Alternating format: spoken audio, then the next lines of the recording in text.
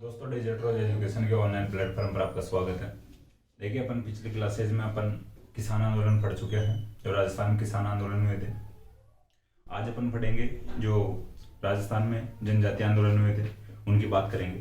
देखिए, राजस्थान में जो जनजातीय आंदोलनों की बात करते हैं तो मुख्य रूप से जो जनजातियां थी राजस्थान में, जो बड़ी जनजातियां थी, भील, मीणा और ग्रास्य जनजाति अपन पढ़ते हैं। ठीक है। वैसे राजस्थान ज्योग्राफी के अंदर अपन पढ़ते हैं और सभी और जो जनजातियां और जो जातियां थी उनका भी इतिहास पढ़ते हैं, उनका रीति रिवाज पढ़ते हैं। लेकिन जो मुख्यतः जनजातियां हैं और जो जनजातीय आंदोलन में थे, उनके तौर पर अपन मीणा और भीलों का जो आंदोलन हुआ था उनका इतिहास पढ़ेंगे। ठीक है। वैसे जनजातियों में ग्रास्य जनजाति भी आती है। तो आज अपन बात करते हैं जनजातीय आंदोलन।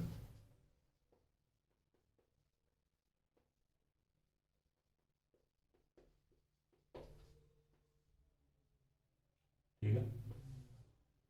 देखिए, अपन बात करते हैं भीलों की। देखिए, इधर लिख देता हूं मैं।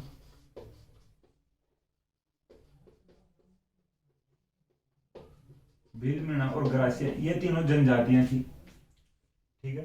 देखिए, जो भीलों द्वारा दो आंदोलन हुए थे भील जनजाति का, भगत आंदोलन और एकी आंदोलन। देखिए, भगत आंदोलन मुख्यतः भील जनजाति द्वारा किया गया था और जो एकी आंदोलन था वो भील जनजाति के साथ में कुछ जगह पर अपने को ग्रासिया जनजाति भी साथ दिया हुआ बताती है, या ग्रासिया जनजाति भी इनके साथ देती है। ठीक है, एकी आंदोलन में। और मीणा आंदोलन भी अपन पढ़ेंगे। देखिए, अपन सबसे पहले बात करते हैं भील आंदोलन की या भील जनजाति की। देखिए, भील जनजाति की उत्पत्ति हुई है, ये भील से हुई है। ठीक है, या भील से। ठीक है, उत्पत्ति हुई है भील या भील से। भील से हुई यानी मानी जाती है भील से उत्पत्ति भील जनजाति की। देखिए, इसके दो आंदोलन अपने को मिलते हैं।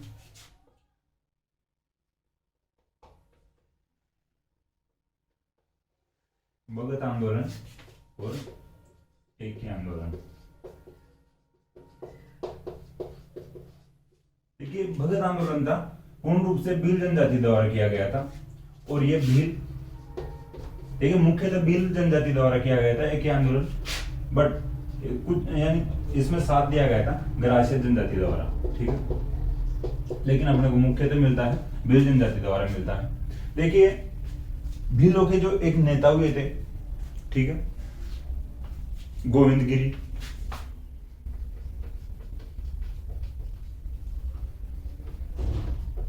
ठीक।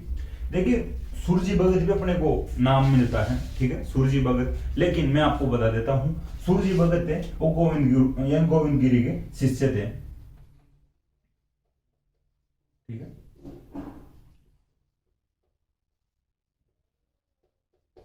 अपन आगे बात करेंगे किस प्रकार से भगत बने थे, यानी शिष्य बने थे सूरजी भगत। देखिए, अब बात करते हैं अपन भील जनजाति की जो ये आंदोलन हुआ था, इनके कारणों की बात करते हैं। देखिए, पहले अपन थोड़ी मैं बात बता दूं, भील जनजाति जंगलों में निवास करती थी। ठीक है, ये जनजाति वहां से जो कंदमूल, जो फल होते थे या गोंद वगैरह होते थे या जंगली जो भी वस्तुएं इनको प्राप्त होती थी जंगल से, प्राकृतिक वस्तुएं, उनको खाकर या उनका जो व्यापार करके अपना जीवन यापन करते थे। जंगलों में ही जो शिकार करते थे और वहीं पर रहते थे। जंगलों से बाहर आना ये गलत मानते थे, या जो आबादी क्षेत्र में नहीं आते थे। ठीक है, जो भील जो जनजाति थी जो जंगलों में निवास करती थी। ठीक है। देखिए, अपन बात करते हैं, ये मुख्यतः राजस्थान के दक्षिण हिस्से में, दक्षिण भाग में निवास करती है भील जनजाति, दक्षिणी राजस्थान में।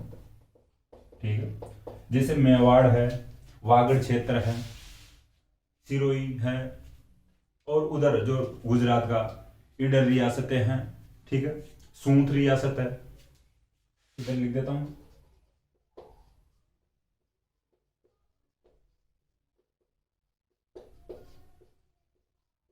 ठीक है, और मध्य प्रदेश वाला जो मालवा क्षेत्र है, इन क्षेत्रों में जो यानी जो ये जनजातियां जो निवास करती थी, जो भील जनजाति।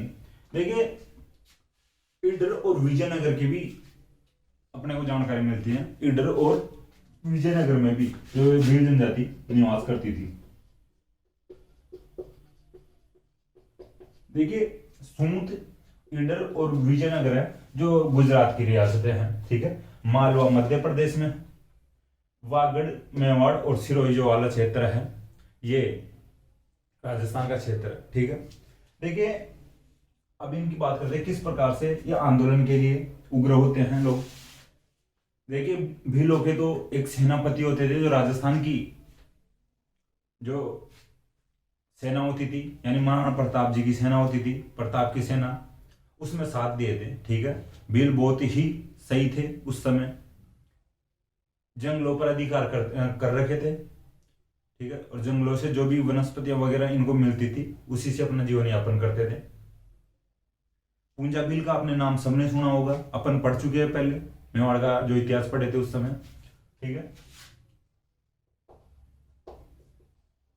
पूंजा भील में जो महाराणा प्रताप की सेना में महत्वपूर्ण भूमिका निभाते हैं, ठीक है। और छापामार युद्ध पद्धति में खूब अच्छे से साथ देते हैं महाराणा प्रताप का, जब मुगलों से संघर्ष चल रहा था, ठीक है। मेवाड़ रियासत में मेवाड़ और मुगलों के जब संघर्ष चल रहा था उस समय प्रताप की सेना का हल्दीघाटी युद्ध में पूंजा भील सही तरीके से साथ देते हैं, तो इनको भूला भी नहीं जा सकता और कभी भूला भी नहीं गया है, तो याद रखा गया। पूंजा भील के बिना तो यानी प्रताप कंप्लीट नहीं होते भाई, ठीक है। कंप्लीट नहीं पढ़ा जा सकता पूंजा भील के बिना, ठीक है। अब इसके बाद में अपन आगे बात करते हैं। देखिए धीरे धीरे आगे जब गोहिल वंश आ गया मेवाड़ में, ठीक है, मेवाड़ में गोहिल वंश आ गया, तो गोहिल इनसे अच्छे तरीके से कांटेक्ट बना के रखते थे भाई। गोहिल जो राजा थे गोहिल वंश के, वो इनका भी सपोर्ट किए, भाई आप हमारा सपोर्ट करो, यानी हमारे को जब सेना की आवश्यकता पड़े और हम आपका ध्यान रखेंगे, हम आपके जो भी यहाँ पे जो जंगलों में गतिविधियां हैं, वनों में गतिविधियां हैं, उनमें इंटरफेयर नहीं करेंगे और हमें आवश्यकता पड़ने पर आपकी सेना के द्वारा हमारा साथ दो, ठीक। तो इस प्रकार से कॉन्टेक्ट सही बना रखे थे, तो यानी गोहिल वंश आ गया था। पूंजा भील प्रताप का साथ देते हैं। देखिए इसके बाद में अब आगे बात करते हैं। 1818 में मेवाड़ के जो महाराणा थे भीम सिंह, उन्होंने अंग्रेजों से संधि कर ली, ठीक है।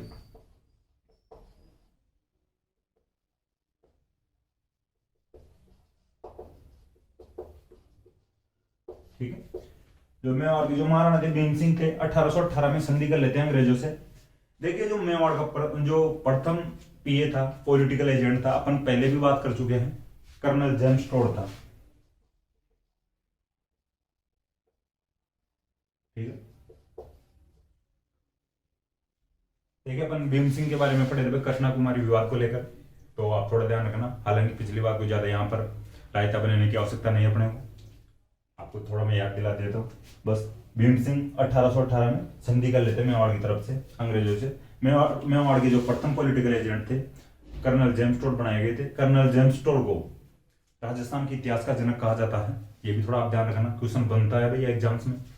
राजस्थान के इतिहास का जनक किसे कहा जाता है? कर्नल जेम्स टोड को, ठीक है।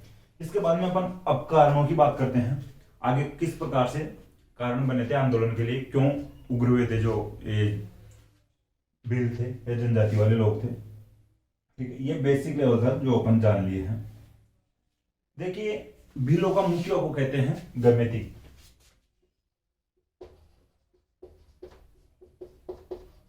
ठीक है। अपने गांव में आजकल सरपंच होता है, गांव का जो मुखिया होता है, उस समय इनका जो भी एरिया होता था उसका मुखिया होता था गमेती। देखिए जो गमेती था ये दो प्रकार के कर लेता था, ठीक है। बोलाई कर, ठीक है, और रखवाली,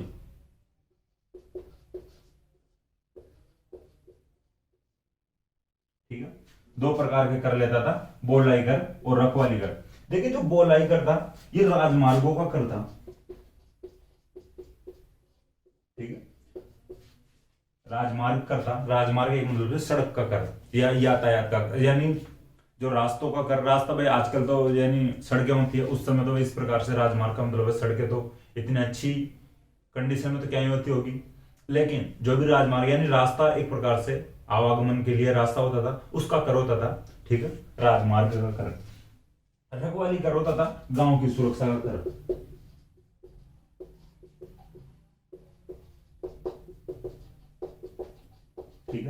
देखिए भाई, आज भी अगर राजमार्ग कर अपन देख सकते हैं, अपन जाते हैं मेन जो हाईवे होते हैं वहां पर टोल बनाए जाते हैं जगह जगह पर, तो वहां पर टोल दिया जाता है अपने द्वारा, ठीक है। जो बड़ी गाड़ी लेके निकलेगा वो टोल देके फिर आगे क्रॉस कर सकता है, तभी ही यात्रा कर सकता है सड़क पे या हाईवे पर। तो राजमार्ग कर होता था गोलाई कर, और रखवाली कर होता था गांव की सुरक्षा के लिए कर, ठीक है। देखिए इन करों को जो अभी संधिया कर लिए थे 1818 में, ठीक है, राजाओं से। अभी जो राजाओं को जो सब अंग्रेज थे, इस प्रकार से भाई जो आश्वासन दिया दे रखे थे, लालच दे रखे एक प्रकार से, भाई हमें आपकी आवश्यकता पड़े तब आपकी सेना हमें दो, और आपको सुरक्षा की आवश्यकता पड़ेगी तो हम आपको सुरक्षा देंगे या सिक्योरिटी अवेलेबल करवाएंगे, ठीक है। जो अंग्रेज राजाओं को इस प्रकार से संध्या कर रखे थे। देखिए जब अंग्रेज और राजा मिल चुके थे उस समय धीरे धीरे, तो इनके जो एक कर थे इस प्रकार के जो बिलों को मना कर दिया गया था, भाई आप इस प्रकार से कर नहीं ले सकते हो, कर हम लेंगे, जो भी कर होंगे। तो ये कर जो समाप्त कर दिए गए थे इनके जो बिल हो गए। देखिए फिर और जो इसकी बात आगे करते हैं, एक सहायक पॉलिटिकल एजेंट की नियुक्ति कर दी गई थी, ठीक है। सहायक पॉलिटिकल एजेंट की नियुक्ति कर दी गई थी यहाँ पे, भाई इसकी सहायता से, यानी जो बिलों का जो क्षेत्र था या जनजातीय क्षेत्र था वहां पर एक सहायक पॉलिटिकल एजेंट नियुक्त कर दो, और ये जो भी बात होगी वो आगे पहुंचाएगा, आला कमान तक, हाई कमान तक बात पहुंचाएगा, और ठीक है जो भी इंफॉर्मेशन होगी जो ये सहायक पॉलिटिकल एजेंट देगा, और अपन जो इसके द्वारा यहाँ की गतिविधियों को यानी कंट्रोल कर सकते हैं, ठीक है। तो सहायक पॉलिटिकल एजेंट नियुक्त कर दिया गया था, ये भी एक कारण था। देखिए 1841 में एक मेवाड़ भीलकोर नामक बटालियन नियुक्त कर दी गई थी, ठीक है। देखिए इसको मिटाकर मैं कारण यहाँ पे लिख देता हूँ।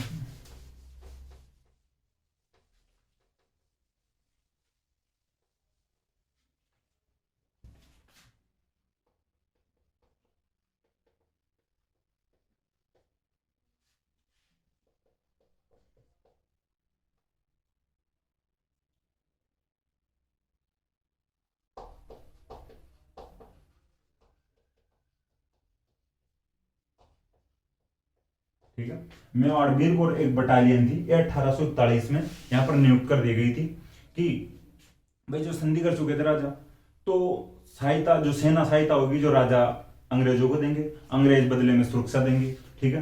तो देखिए अब जो भील थे वो सेना में आते थे इधर, जैसे अपन पढ़े थे मेवाड़ के इतिहास में, यानी महाराणा प्रताप की सेना में भील थे, पुंजा भील की एक टुकड़ी थी खुद की। तो भाई अब ये मेवाड़ भीलकोर बटालियन यहाँ पे नियुक्त कर दी गई, तो अब सेना की आवश्यकता नहीं पड़ेगी, जो भीलों की सेना की आवश्यकता नहीं पड़ेगी। भीलों की सेना को यानी निरस्त कर दिया गया था एक प्रकार से, या हटा दिया गया था, ठीक है। तो ये मेवाड़ भीलकोर की बटालियन स्थापित कर दी गई थी, और जो मैं बता दिया एक सहायक पॉलिटिकल एजेंट नियुक्त कर दिया गया था, ठीक है। अब देखिए इसका जो ये था मेवाड़ भीलकोर का जो मुख्यालय था जो खेरवाड़ा उदयपुर में था, ठीक है। मेवाड़ भीलकोर जो बटालियन थी जो खेरवाड़ा उदयपुर में थी, अपन पढ़ चुके हैं पहले जो 1857 क्रांति पढ़े थे उस समय। देखिए अब यानी भील या जनजाति के लोग थे, भील जनजाति के लोग थे जो, ये भाई एक प्रकार से बेरोजगार हो गए, ये सेना में नहीं जाएंगे, ठीक है। सेना में नहीं जाएंगे तो इनके पास इनकम भी नहीं होगी, और इनकम नहीं होगी तो फिर बेरोजगार हो गए, ठीक है। देखिए अब इसके बाद में बात करते हैं, भाई अंग्रेज जब सेना में आ गए ये बेरोजगारी भी हो गई, ठीक है। देखिए अब इनकी सेना भंग कर दी गई थी, ठीक है, मैं ये बात बता दी आपको। अब आगे बात करते हैं, इनकी जो परंपरागत खेती होती थी,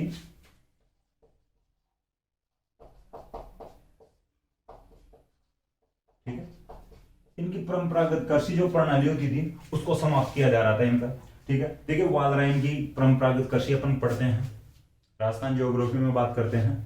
देखिए वालरा कृषि इनकी परंपरागत होती थी, अभी दो प्रकार की होती थी, ठीक है, दजिया और चिमाता। देखिए दजिया वो होती है जो समतल मैदानों में की जाती है, और चिमाता का मतलब होता है, चिमाता वो कृषि होती है जो पहाड़ी क्षेत्र पर की जाती है, ठीक है। देखिए आपको थोड़े समय याद रखने के लिए मैं बात बता सकता हूँ कि चिमाता का मतलब थोड़ा सा याद कर लिया करो, ऐसे इस प्रकार से कर लेना, भाई जो माता जी रहती है वो पहाड़ी स्थल पर मंदिर होते हैं, ठीक है, माता जियों के जो भी ज्यादातर मंदिर होते हैं जो पहाड़ों पर होते हैं, ठीक है। तो ची माता का मतलब आप इस प्रकार से याद कर सकते हो कि पहाड़ी क्षेत्र पर ची माता की जाती थी कृषि की, और दजिया होती थी जो मैदानों पर। यानी ची माता का आपको ध्यान हो गया कि वो पहाड़ी क्षेत्र पर की जाती थी, तो बचा दजिया, जो दजिया इस यानी समतल या मैदानी भागों में की जाएगी, ठीक है।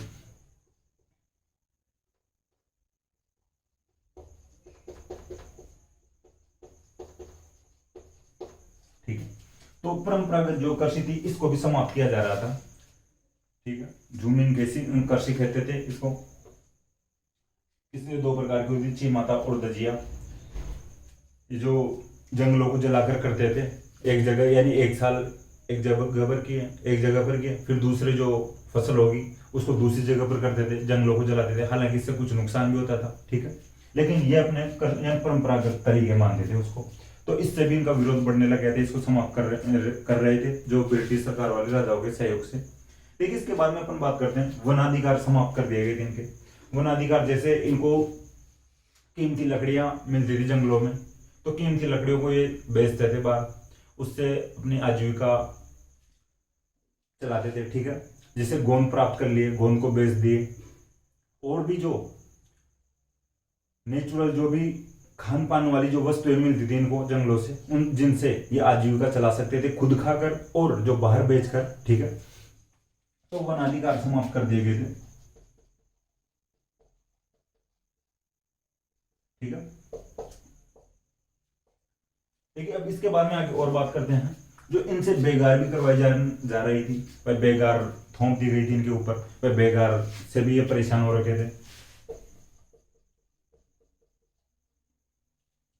देखिए अब इसके बाद में और बात करें अपन, तो देखिए जब ये इनकी सेना समाप्त कर दी गई थी, भीलों की या भील जनजाति की सेना समाप्त कर दी गई, ठीक है, तो ये अब आजीविका कहां से चला, इनके पास इनकम ही नहीं है, मंथली इनकम भी होनी चाहिए ना, तो वो समाप्त कर दी गई थी। तो ये एक प्रकार से लोगों के पास, यानी पैसे वाले लोगों के पास उधार लेने लगे, ठीक है, उधार पैसे लेकर आजीविका चलाने लगे। तो साहूकारों के पास पैसे लेने गए तो ऋण के बोझ तले दब गए, वापस कैसे लौटाए, वापस से उनके पास कुछ अधिकारी नहीं है, कुछ इनकम के सोर्स नहीं बचे, जंगल के जो अधिकार वो समाप्त कर रहे हैं इनके से, सेना निरस्त कर दी गई थी, भंग कर दी गई थी, ठीक है, और जो करा रहा था बोलाई और रखवाली कर वो समाप्त कर दिया गया था।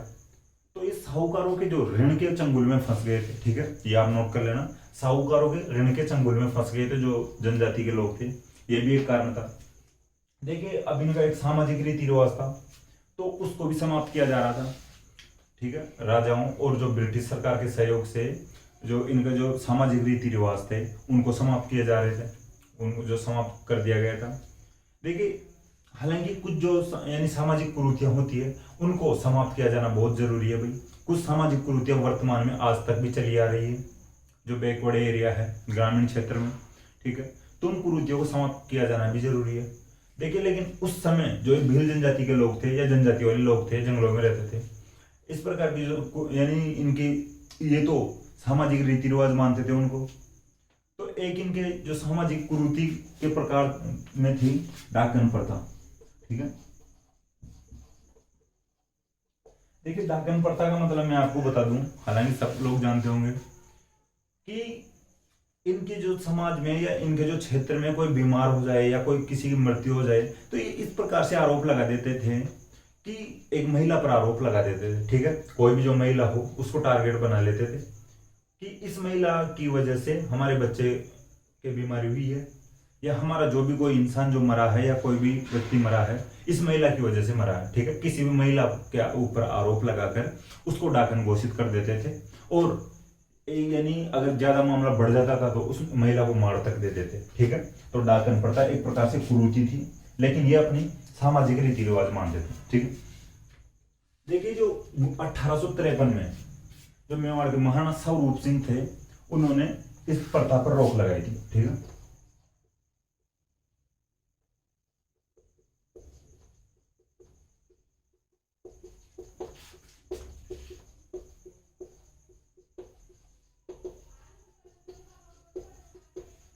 ठीक है, मेवाड़ महाराणा जो स्वरूप सिंह थे डाकन प्रथा पर 1853 में रोक लगाते हैं। देखिए अब इसके बाद में अपन बात करते हैं भाई, ये एक प्रकार से शराब बनाने की विधि थी इनके महुआ से शराब बनाते थे।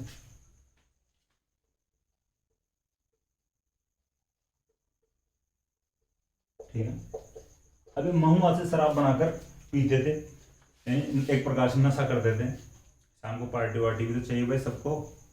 आजकल तो 8 बजे वाला प्लान और शुरू हो गया है, हालांकि 8 बजे बाद तो आजकल वो लोग की जो शुरू होती है वो कैसे भी एडजस्टमेंट कर लेते हैं। लेकिन जो जनजाति वाले लोग थे भाई ये शराब बनाते थे महुआ के पेड़ से। ठीक है, तो जो ब्रिटिश सरकार और राजा इनके ऊपर भी प्रतिबंध लगा देते हैं, भाई आप इस प्रकार से नशा नहीं करोगे, इस प्रकार से महुआ के पेड़ से शराब नहीं बनाओगे। ठीक है, तो इस पर प्रतिबंध लगाया गया था, महुआ के पेड़ से जो शराब बनाते थे। ठीक है, इसके बाद में अपन बात करते हैं जो कुछ और नशीले पदार्थ होते थे, जैसे तंबाकू थे, अफीम थे, तो इनकी खेती करते थे, तो इनके ऊपर अलग से कर लगाया गया था। ठीक है, जो ब्रिटिश सरकार और राजाओं द्वारा अलग से कर लगा दिया गया था। आप जो एक नॉर्मल जो कारण मैं बता रहा हूँ उनको आप नोट कर लेना, जो इंपॉर्टेंट है वैसे मैं यहाँ पे लिख भी रहा हूँ। ठीक है, तो तंबाकू, अफीम जो नशीले पदार्थों पर नए कर लगा दिए गए थे राजाओं और ब्रिटिश सरकार द्वारा। देखिए फिर और आगे मैं बात बताता हूँ 1881 में। ठीक है, 1881 में जो जनगणना होती है, नियमित जनगणना, ठीक है, रेगुलर जनगणना या नियमित जनगणना 1881 में होती है। ठीक है, आप लिख लेना। देखिए 1881 में जब ये जनगणना हुई थी, ये लॉर्ड रिपन के टाइम में हुई थी। ठीक है, लॉर्ड रिपन के टाइम में 1881 में नियमित जनगणना हुई थी। अब ओवरऑल जी के गए अकॉर्डिंग भी आप लिख सकते हो, इसको नोट कर लेना, भी इंपॉर्टेंट फैक्ट है। देखिए इरेगुलर या अनियमित एक प्रकार से जो जनगणना शुरू हो गई थी 1872 में शुरू हो गई थी। ठीक है, लॉर्ड मेयो के समय में हो गई थी। अपन बात किए थे लॉर्ड मेयो की जो अंडमान निकोबार जो सेलुलर जेल थी उसमें निरीक्षण करते समय अफगान द्वारा छुरा मारकर हत्या कर दी गई थी। तो लॉर्ड मेयो के समय में 1872 में अनियमित जनगणना शुरू हो गई थी। तो नियमित जनगणना जो 1881 में हुई थी, तो देखिए ये जो जनगणना हो रही थी उसको भी गलत मान रहे थे जो जनजाति वाले लोग थे, जो इनके अलग अलग प्रकार की भ्रांतियां थी या भय था कि ये लोगों को गिन रहे हैं। और जो बाहर जो युद्ध चल रहा था उस समय अफगान युद्ध चला अंग्रेजों से, अफगानिस्तान में युद्ध चल रहा था। ठीक है, तो वहां पर अफगानिस्तान वाले युद्ध में लड़ने के लिए भेजेंगे, कौन जवान लोग है या सेना में जाने लायक कितने लोग हैं यहाँ पर, तो इस प्रकार से इनके भय था। ठीक है, तो देखिए जो ये जनगणना को भी गलत मान रहे थे। तो इतने में जो आपको कारण बता दिया हूं, ये कारण थे जो जनजातीय आंदोलन शुरू होने के या भील आंदोलन शुरू होने के। ठीक है, लगभग जो यही कारण थे, और जो निर्णयों के जो आंदोलन पढ़ेंगे और एक ही आंदोलन पढ़ेंगे अपन आगे, उनमें ये सब इस प्रकार के ही जो कारण रहे हैं। वैसे अपन मीणा आंदोलन पढ़ेंगे, उसमें जो भी और अलग से कारण मिलते हैं अपने को वो भी अपन पता लगा लेंगे। एक ही आंदोलन में जो भी इनमें कारण जो रहेंगे तो वो बात कर लेंगे, जो कोई अलग कारण आएगा अपने सामने उसकी भी अपन बात कर लेंगे। अब देखिए आंदोलन होता किस प्रकार से है या आगे इसको दिशा किस प्रकार से दी जाती है उसकी बात करते हैं अब।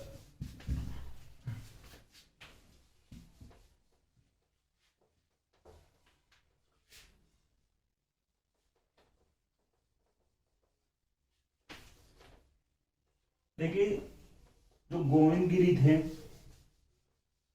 उनका जन्म एक बंजारा परिवार में हुआ था। ठीक है, अपने को भिड़थे यानी शुरुआत में ही गोविंद गिरी का अगर बात करते हैं तो उनके जन्म की बात करनी जरूरी होती है। तो उनका जन्म हुआ था गोविंद गिरी का या गोविंद गुरु का।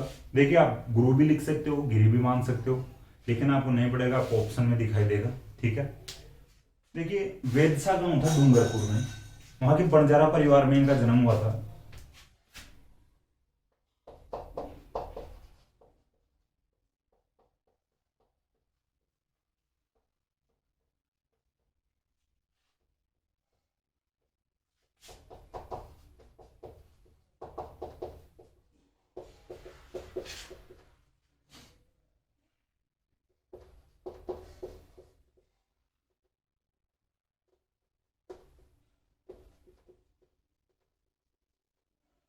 ठीक है, गोविंद गिरी का जन्म हुआ था वैदसा गांव डूंगरपुर में था, वहां का बंजारा परिवार था, वहां पर इनका जन्म हुआ था। देखिए इनके राजगिरी थे, एक महंत थे। ठीक है, कोटा अखाड़े के महंत थे राजगिरी, जो गुरु थे।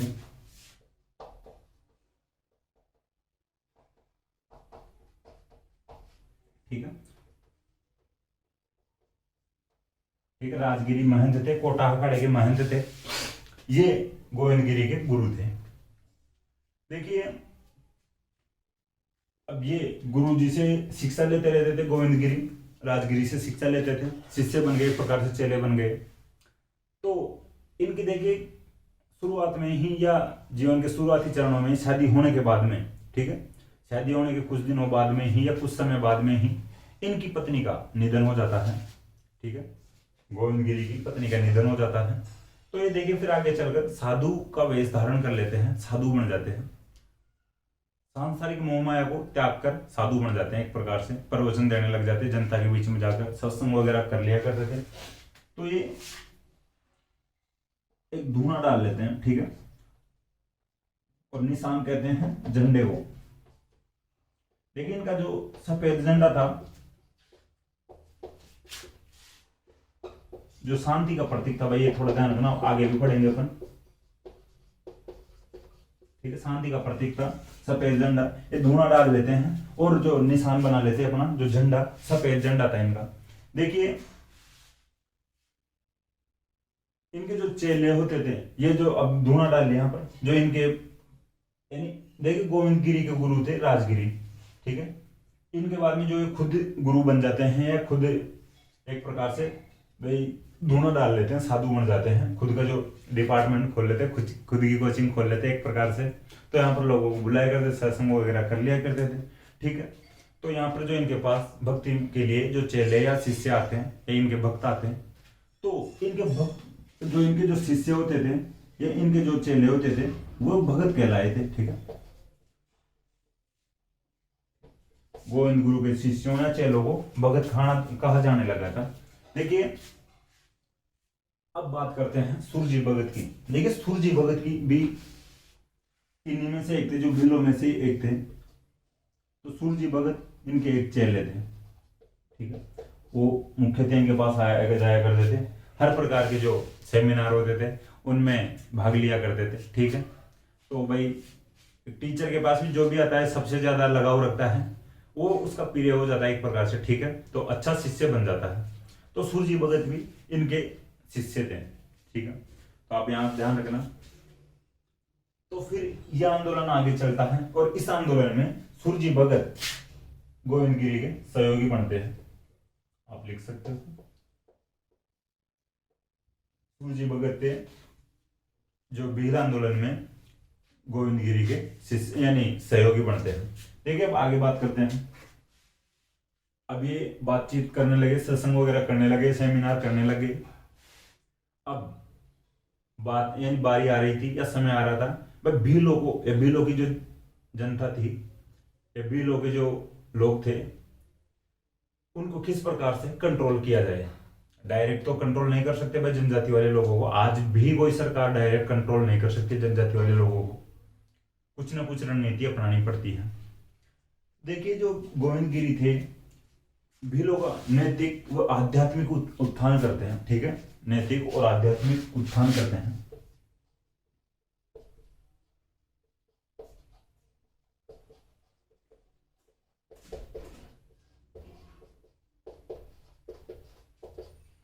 देखिए अब नैतिक और आध्यात्मिक उत्थान का मतलब यह होता है भाई नीतियां किस प्रकार से इनका चेंज की जाती है, एक चेंज की जाएगी गोविंदगिरी के द्वारा।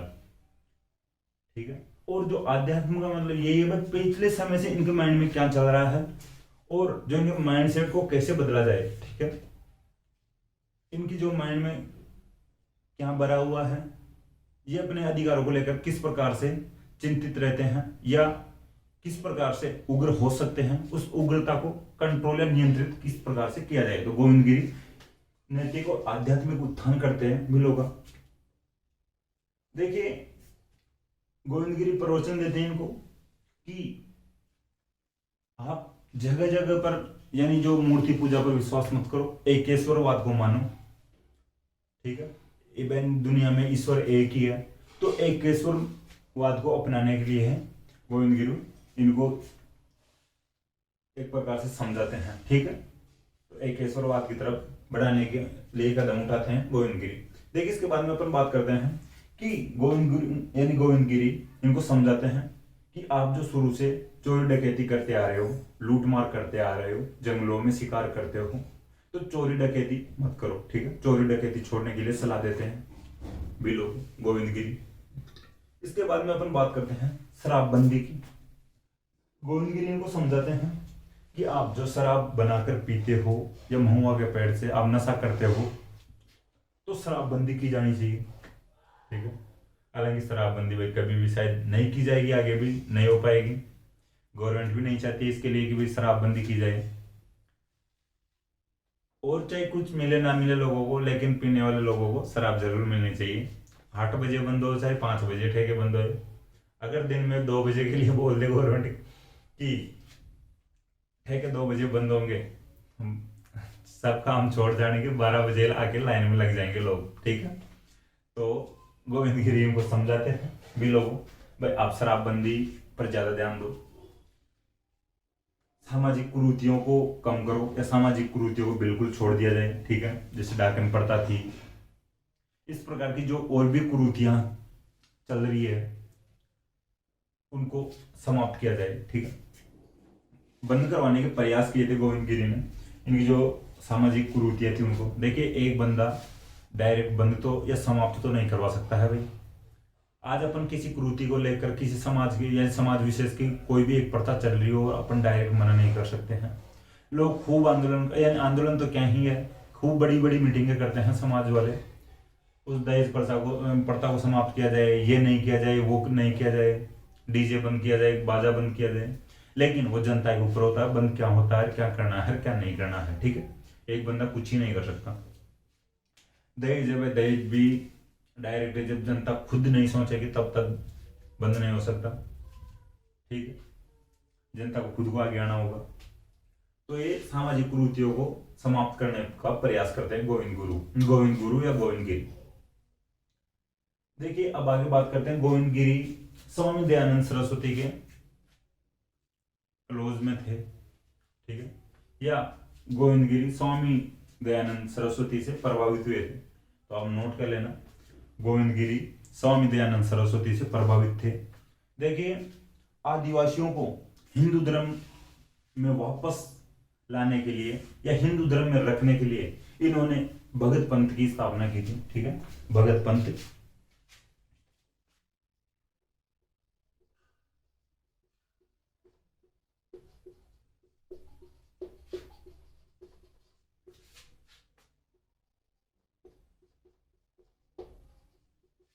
गोविंद गिरी और जो स्वामी दयानंद सरस्वती से प्रभावित होकर हिंदू धर्म यानी आदिवासी लोगों को या जनजाति वाले लोगों को यानी हिंदू धर्म में रखने के लिए भगत पंथ की स्थापना करते हैं। देखिए भगत पंथ की स्थापना के लिए मैं बताता हूँ, जो हिंदू धर्म में रखने की बात बताता हूँ। जो ब्रिटिश सरकार वाले लोग थे यहाँ पर आ चुके थे, और जो ईसाई धर्म में यानी इन लोगों को धर्म परिवर्तन करवा रहे थे, वो ईसाई धर्म में मिला रहे थे। तो इनको जब पता लगा स्वामी दयानंद सरस्वती और जो गोविंद गिरी को, ये प्रयास करते हैं कि भगत पंथ की स्थापना की जाए, और जो हिंदू धर्म के लोग हैं जो दूसरे धर्म को स्वीकार कर ले मजबूरन, दूसरों के कहने में आकर या दूसरों के बहकावे में आके, तो उनको वापस हिंदू धर्म में लाया जाए, और जो लोग धर्म परिवर्तन कर रहे हैं उनको भी रोका जाए, ठीक है। तो उसके लिए भगत पंथ की स्थापना करते हैं आदिवासियों को हिंदू धर्म में रखने के लिए, ठीक है। देखिए अब बात करते हैं भीलों में आपसी एकता बढ़ाने के लिए, ठीक है। आपसी एकता बढ़ाने के लिए 1883 में गोविंद गिरी जो संत सभा की स्थापना करते हैं।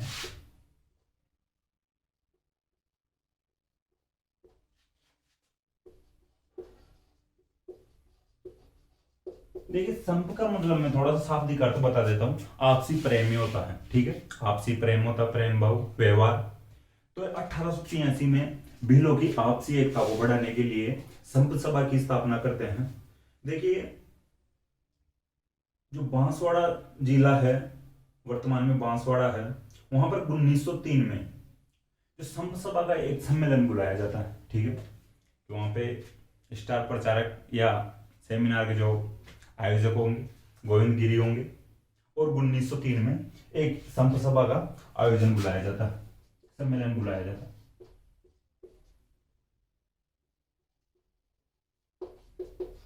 ठीक है। 1883 में संत सभा की स्थापना होती है और 1903 में बांसवाड़ा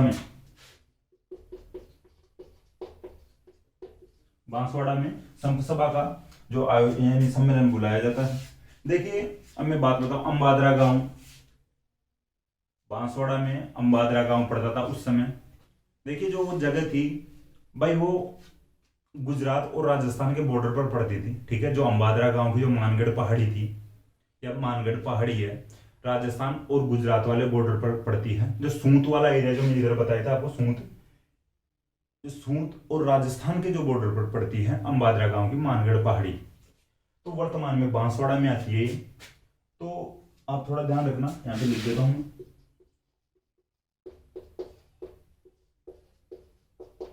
ठीक है, इसमें गांव का नाम भी लिख देता हूं। देखिए अम्बादरा गांव था, मानगढ़ पहाड़ी थी, बांसवाड़ा डिस्ट्रिक्ट वर्तमान में बांसवाड़ा में आती है ये। तो यहां पर 1903 में एक सम्मेलन बुलाया जाता है। देखिए अब जब सम्मेलन में बातें हो गई, गोविंदगिरी इनको प्रवचन दे रहे थे, इनको कंट्रोल कर रहे थे, नियंत्रित कर रहे थे, बातें चीतें ढंग से हो गई। भाई सम्मेलन का मतलब ये होता है एक प्रकार से बातचीत करना, समाज के उत्थान के लिए बातचीत करना। आज भी ये इस प्रकार से आप सुनते होंगे, एक जो समाज एकता मिलन समारोह, दीपावली मिलन समारोह, ठीक है। तो इस प्रकार के जो सम्मेलन होते हैं उनमें बातें चीतें ही होती है और एक दूसरे के विचारों को जाना जाता है। देखिए अब 1903 के बाद में अब हर वर्ष सम्मेलन होने लग गया था इनका, संत सभा का जो सम्मेलन होने लगे थे। इसके बाद में जो गोविंदगिरी गुजरात की साइड चले जाते हैं प्रचार करने के लिए, लोगों को एकता के लिए चले जाते हैं, ठीक है, गुजरात साइड चले जाते हैं और ये वापस 1910 के आसपास आते हैं, ठीक है।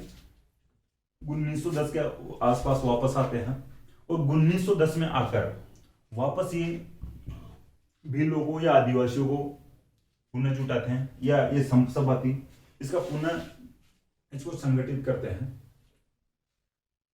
तो ये 1910 में आते हैं। देखो मैं ये जो पुनः संगठित करते हैं इसकी थोड़ी बात आगे बताता हूँ, पहले ये बात बता दूं। 1910 में वापस आते हैं और जो मेवाड़ महाराणा थे उनके सामने 33 मांगे रखते हैं, ठीक है।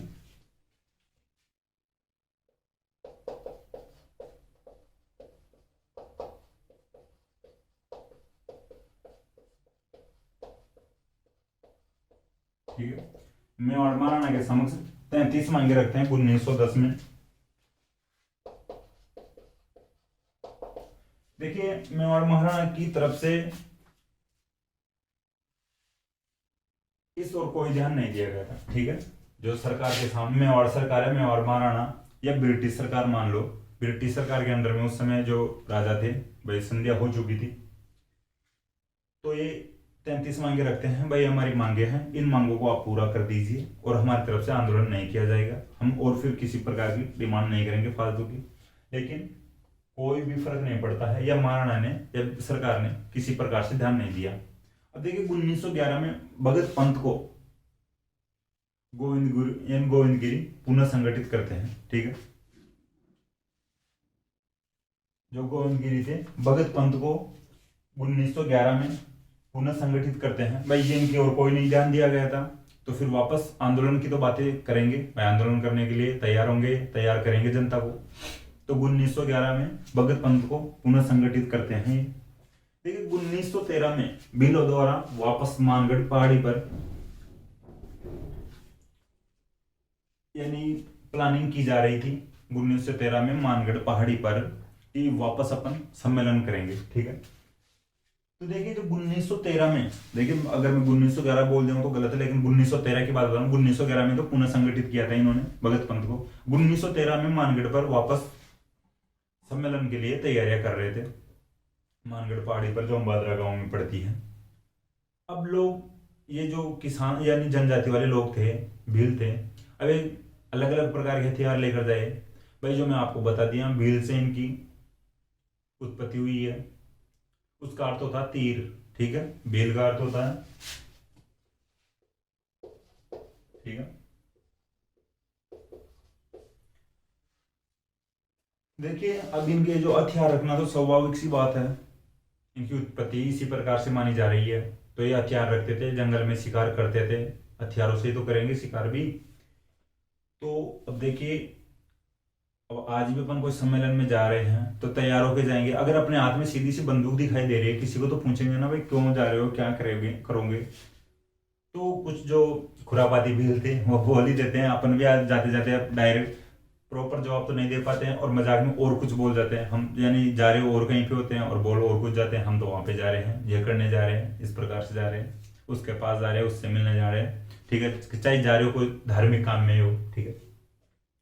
तो कुछ खुराबाती बिल थे वो और किसी को बोल गए भाई हम तो अलग से बिलों का देश बनाने के लिए जा रहे हैं, आज हमारा सम्मेलन है, अलग से बिल देश बनाएंगे।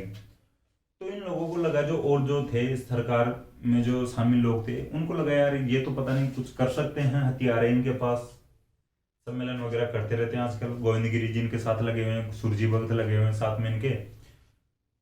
तो दो पुलिस अधिकारी भेजे गए थे वहां पर, ठीक है, सरकार द्वारा दो पुलिस अधिकारी भेजे जाते हैं मानगढ़ में, जो मानगढ़ पहाड़ी पर जो भीलों का जो सम्मेलन हो रहा था, भील राजाओं से और ब्रिटिश सरकार से वैसे ही परेशान हो रखी थी।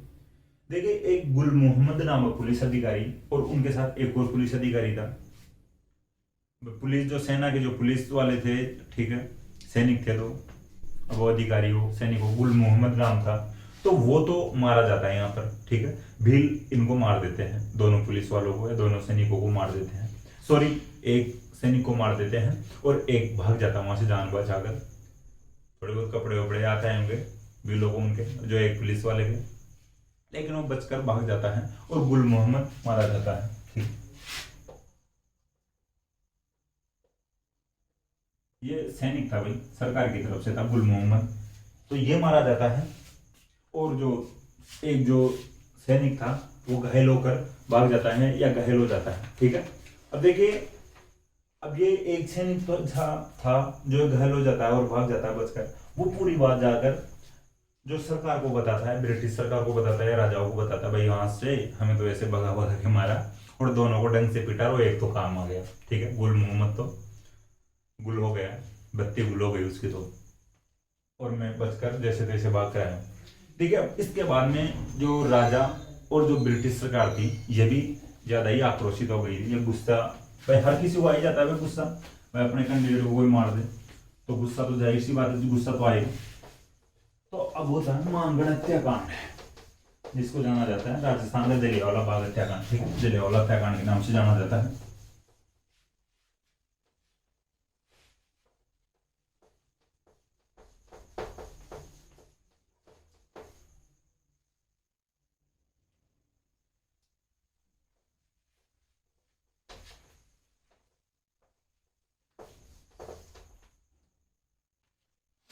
देखिए 17 नवंबर 1913 को होता मानगढ़ हत्याकांड।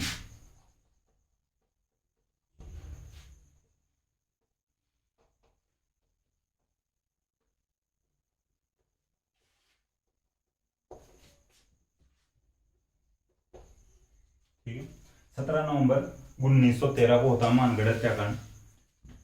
देखिए अंग्रेजी सरकार वहां पर जाती है और मानगढ़ पहाड़ी को घेर लेती है, ठीक है, 17 नवंबर 1913 को। उधर गुल मोहम्मद को सल्टाया हुआ था बिलों के द्वारा, तो परेशान होकर अंग्रेजी सरकार मानगढ़ पहाड़ी को घेर लेती है और यहाँ पर फायरिंग कर दी जाती है 17 नवंबर 1913 को। देखिए अंधाधुंध फायरिंग की गई थी, इसमें 1500 लोग मारे गए थे, ठीक है।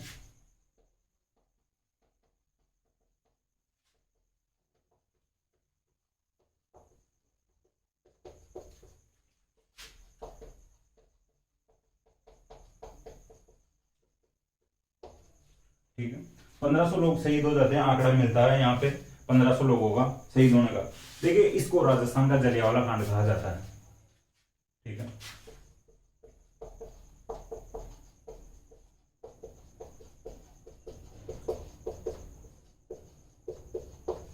देखिए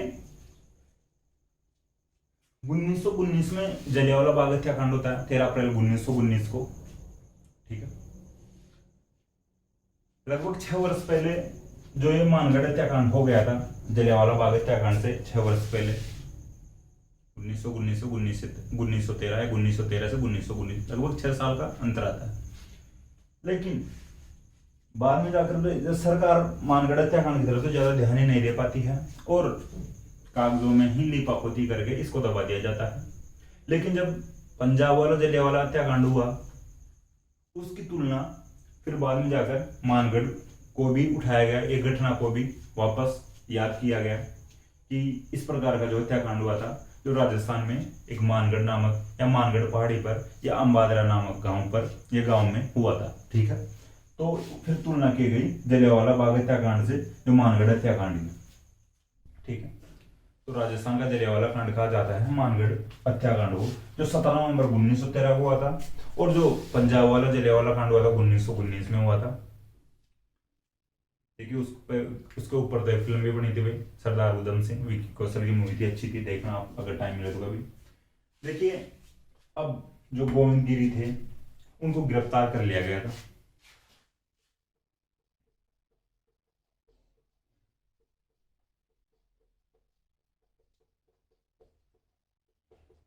ठीक है, अभी गिरफ्तार कर लिए जाते हैं और अंग्रेजों द्वारा इनकी फांसी की प्लानिंग की जाती है। भाई फांसी दी जानी चाहिए इनको, या मार दिया जाना चाहिए, मृत्यु सजा या फांसी की सजा, मृत्युदंड या फांसी की सजा दी जानी चाहिए।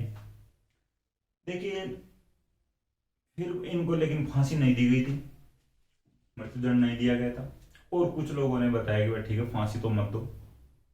1500 लोग अपनी मार दिए इनके, और अपना एक गुल मोहम्मद को उसकी बत्ती गुल किए हैं, फांसी मत दो इसको। ठीक है, खुद इन्होंने भी दलील दी होगी, गोविंद गिरी ने भी, तो इनकी सजा 20 साल कर दी गई थी। ठीक है, तो इनकी सजा, इनको 20 साल की सजा दी गई थी और हैदराबाद जेल में डाल दिया गया था। ठीक है, तो इनका व्यवहार हैदराबाद जेल में बहुत ही सही तरीके से था, गलत व्यवहार नहीं करते थे, ये भागने वागने की प्लानिंग नहीं करते थे। इनको पता लग गया था कि अब भागेंगे तो मारेंगे ढंग से।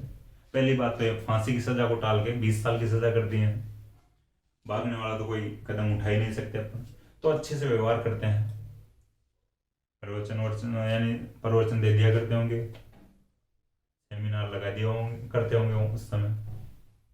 तो ये इनका अच्छा व्यवहार लगा उनको, तो 10 साल में ही रिहा कर दिया जाता है इनको।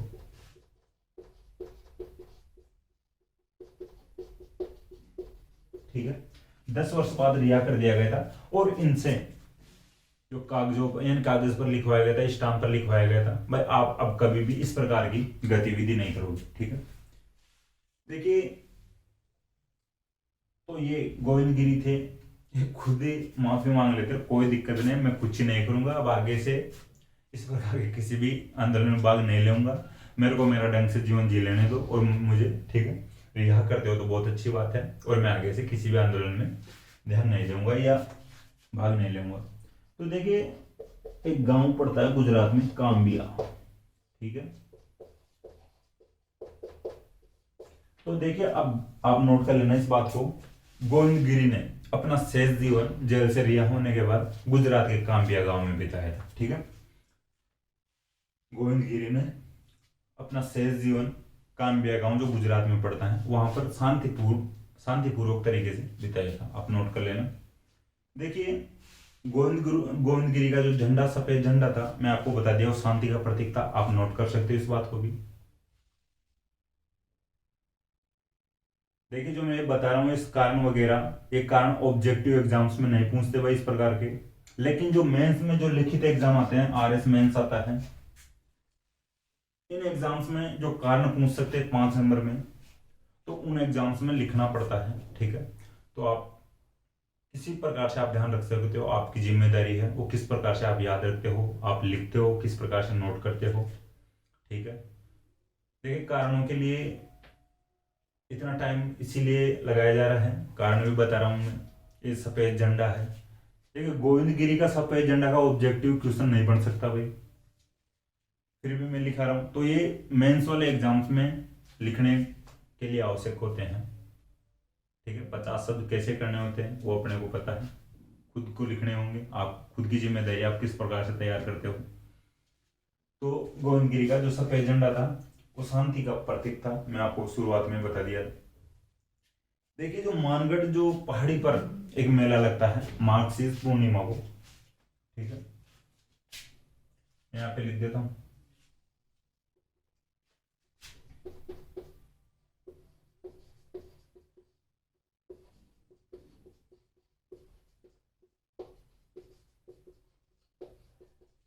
ठीक है, ठीक है। मानगढ़ हत्याकांड मैं लिख दिया लाइन डाल के यहाँ पे।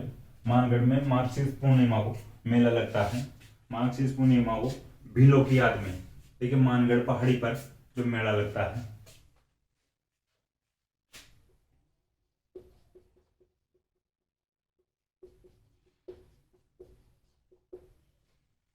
देखिए 2013 के समय में, सॉरी 2013 के समय में क्या, 1913 में घटना हुई थी। 2013 में इसको 100 साल पूरे हो गए इस घटना को। 2013 में जब चुनाव थे, ठीक है, राजस्थान में चुनाव थे, तो राजस्थान की उस समय जो पार्टी की जो सरकार थी, उन सबका ध्यान इस ओर आया, सभी पार्टियों का उस ओर आया ध्यान, किस प्रकार से अपन जो राजस्थान के दक्षिण क्षेत्र है, आदिवासी क्षेत्र है, या जंगल वाले यानी जनजाति वाले क्षेत्र है, या भील जनजाति है, उनको किस प्रकार से वोटिंग के लिए वोट बैंक बना सकते हैं उनका अपन। तो देखिए 2013 में एक वापस सम्मेलन किया जाता है सरकारों द्वारा, पक्ष और विपक्ष जो दोनों पार्टियां थी, इनका ध्यान गया उस साइड, और गोविंद गिरी को एक बार वापस याद किया जाता है 2013 में। ठीक है, तो आप ध्यान रखना 2013 में इस घटना को 100 साल हो गए थे, 100 वर्ष पूरे हो गए थे। ठीक है, तो अपन यहाँ तक जो भील आंदोलन था ये कंप्लीट कर लिए हैं, और एक ही आंदोलन नेक्स्ट क्लास में पढ़ेंगे, उसके बाद में मीणा आंदोलन पढ़ेंगे, और इस प्रकार से अपन जनजातीय आंदोलनों को कंप्लीट कर लेंगे। फिर प्रजामंडल आंदोलन पढ़ेंगे। देखिए जो ये भील आंदोलन है, ये भील जनजाति है, इसका इतिहास थोड़ा सा ढंग से पढ़ लिया करो। एक ग्रासिया जनजाति है, मीणा जनजाति है, ये बड़ी जनजातियां थी। मीणा और भील ये बड़ी जनजातियां थी राजस्थान में। देखिए मीणाओं का उत्थान बहुत सही स्तर पर हुआ है, बहुत ही अच्छे स्तर पर हो चुका है। ये भी पहले जंगलों में ही निवास करते थे, आदिवासी थे, हालांकि आज भी आदिवासी है, लेकिन इनका उत्थान अच्छे तरीके से हुआ है, पढ़ाई लिखाई में बहुत आगे पहुंच चुके हैं। ठीक है, भील जनजातियां हैं, कुछ लोग ये भी आगे बढ़ चुके हैं, ऐसी बात नहीं है भाई, वही जो पुराने रीति रिवाजों पर चल रहे हैं, लेकिन इनके जो जंगल वाला जो क्षेत्र है, वन वाले क्षेत्र हैं, जो इनके रीति रिवाज है, ये थोड़े ज्यादा फॉलो करते हैं अभी भी। और वैसे अपन आगे बात करेंगे, जो जनजातियां पढ़ेंगे अलग से, उस समय और पढ़ लेंगे। ये आंदोलन थे, ना कि कंप्लीटली जनजातियों की क्लास थी ये जनजातीय आंदोलन थे। वैसे कभी अपन नेक्स्ट क्लासेज में अपन जनजातियां पढ़ेंगे राजस्थान की, तो उनमें अपन बात कर लेंगे, और जो इनके खान पान, रहन सहन, जो पहनावा वगैरह क्या था, पहनावा क्या था, तो उनकी भी अपन बात कर लेंगे। तो दोस्तों मुझे आशा है कि क्लास आपको पसंद आई होगी। क्लास अगर आपको पसंद आए तो क्लास को लाइक करें, कमेंट करें और अपने दोस्तों के साथ शेयर करें। थैंक यू दोस्तों।